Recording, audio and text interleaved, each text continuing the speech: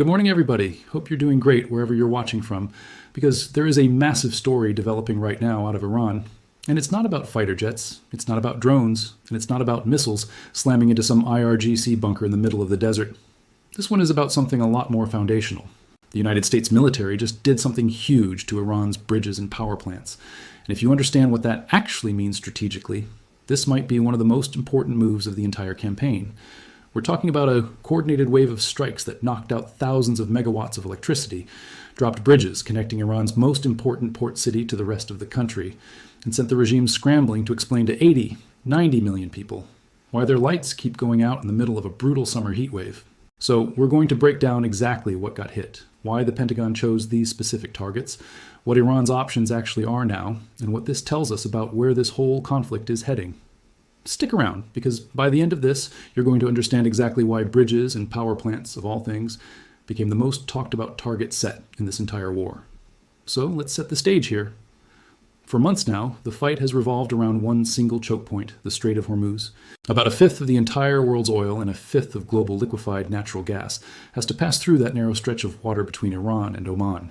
And ever since this war kicked off back in February, Iran has been trying to use that strait as leverage. Close it, threaten it, mine it, launch missiles at tankers moving through it, whatever keeps the pressure on the West and keeps the global economy nervous. And every single time Iran escalates in the strait, the response from Washington has followed a very consistent pattern, a pattern that the president himself has stated publicly, out loud, more than once. Hit Iran's power plants, hit Iran's bridges.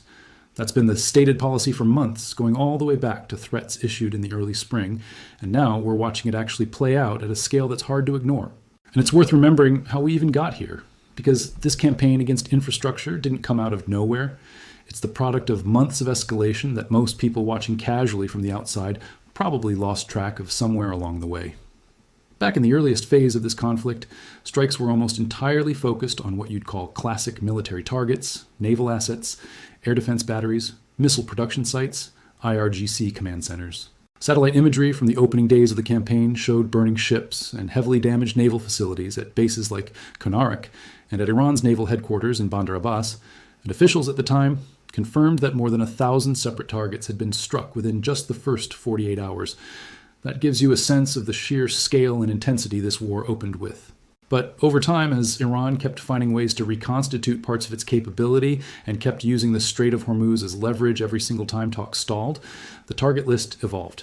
It moved from purely military hardware toward the connective tissue that makes military hardware useful in the first place.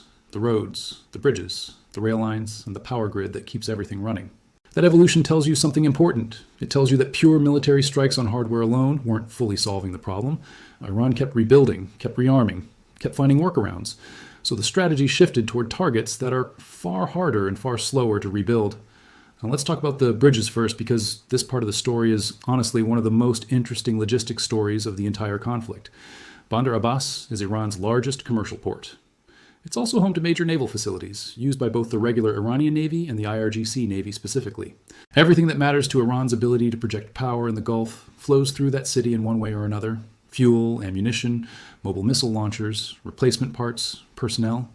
And the only way to get any of that material out of Bandar Abbas and up into the interior of the country, toward Tehran, toward the missile production facilities, toward the IRGC's broader logistics network, is by road and by rail. So what did the US military do? They didn't waste bombs trying to chase down every single truck or every single missile launcher driving around the countryside. Instead, they went after the roads and the bridges those trucks have to use. Reports out of Iranian state media itself confirmed that American strikes hit at least 5 separate bridges in Hormozgan province alone, including the Keverstan Bridge, sometimes spelled Kahuristan, the Garve Bridge, and a bridge connecting Bandar Abbas towards Shiraz, near a town called Bandar Kamir. On top of that, a railway junction just west of the port city got hit as well. Think about what that actually accomplishes. You're not just blowing up concrete, you're severing the connective tissue between Iran's most important naval and commercial port and the rest of the country. Alternative routes still exist. Iran isn't completely cut off, but every alternative route takes longer, uses more fuel, moves smaller loads, and is easier to track and easier to hit again later if needed. This is a strategy that any military logistics officer will tell you is incredibly efficient. If you want to stop the flow of ammunition and mobile missile systems from a port to the interior of a country, you don't need to hit every single vehicle. You need to hit the pinch points. Bridges are pinch points, tunnels are pinch points, rail junctions, or pinch points. And Iran's geography, with its mountains and its narrow coastal roads hugging the Persian Gulf, actually makes this kind of campaign devastatingly effective, because there just aren't that many ways to move heavy equipment from the southern coast up into the central plateau where Tehran sits. Iranian state media, to their credit in terms of just describing the practical effect, reported traffic jams building up on the roads that remained open, and residents captured footage showing long lines of vehicles backed up, trying to find alternate routes around the damaged crossings. State outlets also tried to downplay the significance every time by claiming that roads and tunnels hit by the Americans were already under repair, or that alternative routes had quickly been established to reconnect the South. That's a pretty predictable response from any government trying to manage a domestic narrative during wartime. But the reality on the ground, according to independent reporting, tells a different story, one where residents describe genuine disruption to daily commerce and daily life, not just some minor inconvenience that got fixed overnight. And here's something else worth pointing out. These strikes weren't limited to just the Bandar Abbas corridor. Reports also describe an agricultural water pumping station in Khuzestan province getting hit, with at least one fatality reported by local officials, and a water desalination plant near Jask, right at the edge of the Strait of Hormuz, getting hit hard enough to destroy its pumping stations entirely, cutting off water supply to roughly 10,000 nearby residents. A maritime control tower at Chabahar, Iran's only major deepwater port on the Gulf of Oman, and a facility Iran jointly operates with India, was also reportedly destroyed in the same expanding wave of strikes. So this campaign has never just been about one city or one bridge. It's been a rolling, expanding effort that keeps widening in scope every time the underlying conflict over the strait flares back up. Now let's get into the power side of this, because honestly this might be the more dramatic half of the story. Iran's national electricity company actually came out and confirmed the scale of what's happening. The chief executive of that company said publicly that the country had lost about 4,200 megawatts of grid capacity, and that more than 2,000 separate points across the electrical network had been damaged. Just sit with that number for a second. 4,200 megawatts is not some minor inconvenience. That's enough electricity to power millions of homes. And this isn't happening in the dead of winter when demand is low. This is happening in the middle of a brutal Iranian summer, with temperatures pushing past 41 degrees Celsius, which is around 106 degrees Fahrenheit.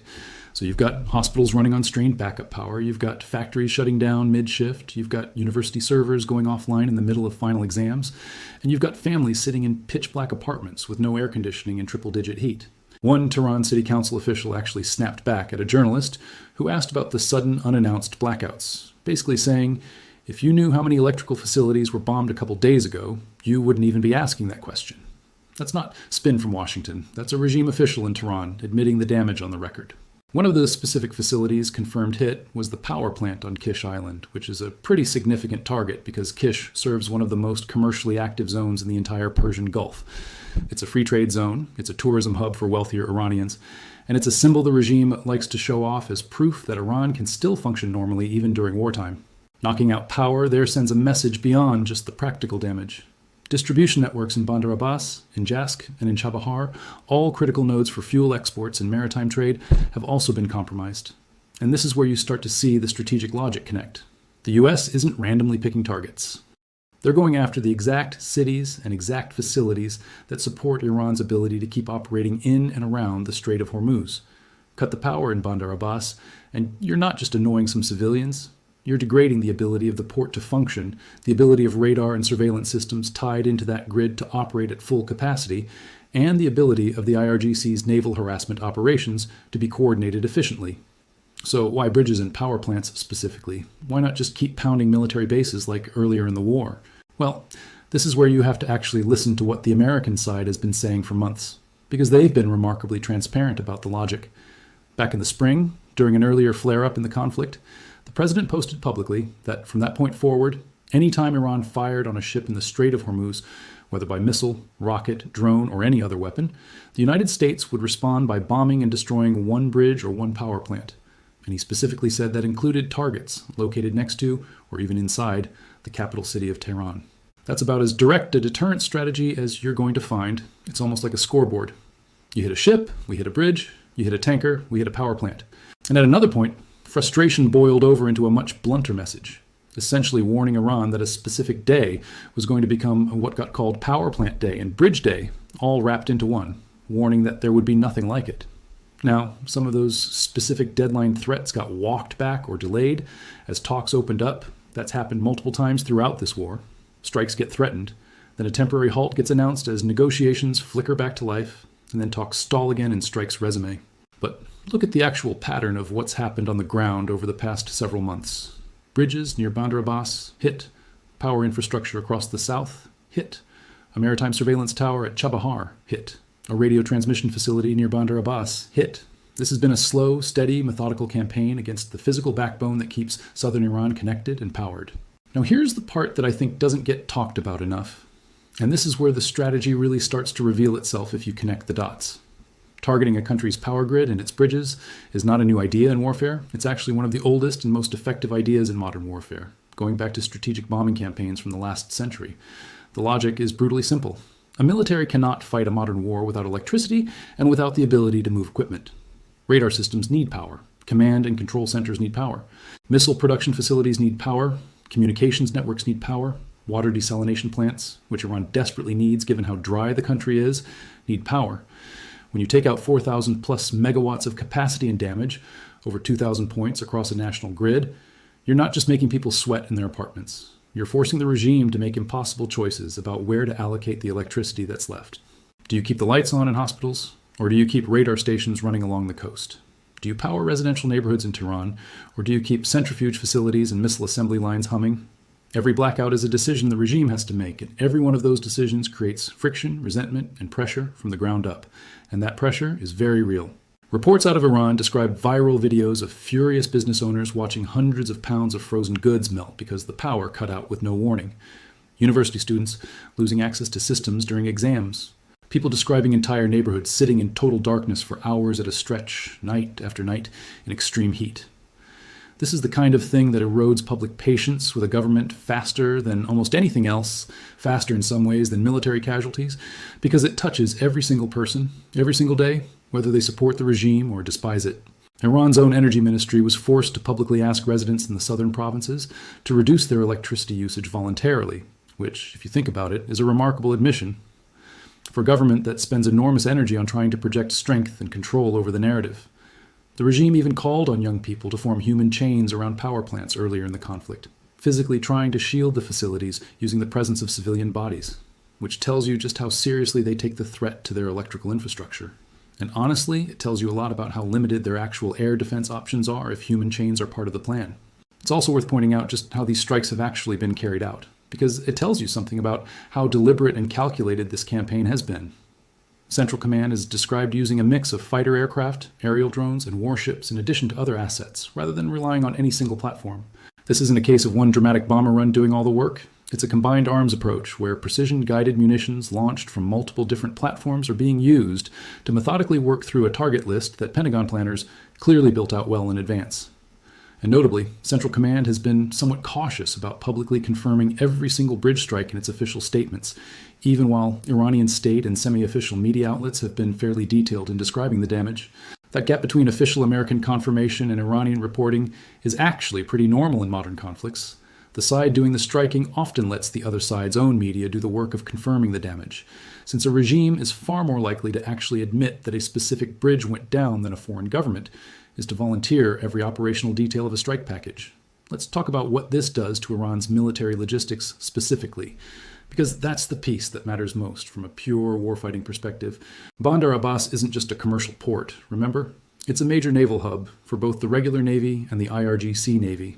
The same IRGC that's been running fast attack boats and mining operations and drone launches against shipping in the Strait for months. Every one of those operations depends on a supply chain. Fuel needs to get to the boats, spare parts need to get to maintenance crews. Replacement drones and missile components need to move from wherever they're manufactured or stored to the launch sites along the coast. When you take out the bridges connecting Bandar Abbas to the interior, and when you knock out power to surveillance and coordination systems in that region, you are directly degrading Iran's ability to keep its harassment campaign against shipping going at full intensity. This is the connection that doesn't get made often enough. People see footage of a bridge collapsing into a river and think, okay, that's just infrastructure damage, that's just civilians being inconvenienced. But from a military logistics standpoint, that bridge might be the only realistic route for moving a mobile missile launcher or truckload of naval mines from a storage depot to a coastal launch site. Cut it, and you've bought yourself days, sometimes weeks, of reduced operational tempo from the enemy, all without risking a single pilot flying low over a heavily defended target. Now, of course, Iran isn't just sitting there absorbing all of this without responding, because that's not how this war has worked at any point over the past several months. Iran has consistently framed these bridge and power plant strikes as attacks on civilian infrastructure, and honestly, from a purely factual standpoint, that framing isn't entirely wrong. These are dual-use targets. They serve civilians, and they serve the military, and that's exactly why they get chosen. But Iran's response hasn't been to just complain about it diplomatically. They've retaliated directly against equivalent targets belonging to America's regional partners. Kuwait's Water and Electricity Ministry confirmed that one of its power and desalination facilities was knocked offline following an Iranian strike. And that's a devastating type of retaliation in a region where fresh water is almost entirely dependent on desalination plants that require enormous amounts of electricity to run. When you attack a desalination plant in a Gulf state, you're not just hitting infrastructure, you're threatening the actual drinking water supply of a civilian population, which shows you that Iran is playing the exact same game right back. Hit our grid, we'll hit yours. Hit our bridges, we'll hit your ability to produce clean water. It's a tit-for-tat escalation ladder, except Iran doesn't have nearly the same offensive capability left, after months of American and Israeli strikes have degraded their air defenses, their navy, and a huge chunk of their missile inventory. And that's really the core of Iran's strategic problem right now. Early in this war, back when things kicked off at the end of February, Iran had a real air defense network. They had a functioning navy, able to at least attempt to contest parts of the Gulf, and they had a massive stockpile of ballistic missiles and drones, with some estimates floating around suggesting they started with somewhere in the range of 5,000 ballistic missiles and 50,000 drones. Months of sustained American and Israeli strikes have chewed through a huge percentage of that stockpile, with some estimates now putting the remaining ballistic missile count down around 2,000 and drone numbers down in the 20 to 25,000 range, though obviously you should take those kinds of figures with a grain of salt since exact numbers are almost impossible to verify from the outside. But directionally, the trend is clear. Iran has fewer options today than they had 5 months ago. Their integrated air defense systems, their larger surface-to-air missile batteries, their fixed radar sites, all of that has been picked apart piece by piece because those systems have to emit a signal to work and they have to sit in a fixed location, which makes them findable and killable. So Iran has been forced further and further into asymmetric proxy-style tactics, drone swarms, fast attack boats, mines and shipping lanes, and now retaliatory strikes on civilian and dual-use infrastructure belonging to America's regional partners. Because that's simply what's left in the toolbox. Now let's zoom out for a second and talk about the bigger picture, because I think this is where the real story lives. This entire war traces back to the end of February, when the United States and Israel launched a massive coordinated strike campaign against Iran, a campaign that included the elimination of Iran's supreme leader at the time, along with a number of other senior officials. In response, Iran closed the Strait of Hormuz to shipping entirely, and Washington answered with a full aerial campaign designed to force that strait back open, followed a few weeks later by a formal naval blockade of Iran itself. Since then, this conflict has gone through multiple cycles of escalation and de-escalation. There was a ceasefire negotiated back in June, built around a memorandum of understanding between the two countries, and for a brief window it actually looked like this thing might be winding down. But that agreement collapsed when fighting resumed in July, essentially undoing months of diplomatic work, and Iran shut the strait back down, which is exactly what triggered this most recent wave of strikes on bridges and power infrastructure that we've been talking about. And here's an important detail that a lot of coverage misses. Iran has repeatedly said that reopening the Strait of Hormuz isn't as simple as just standing down.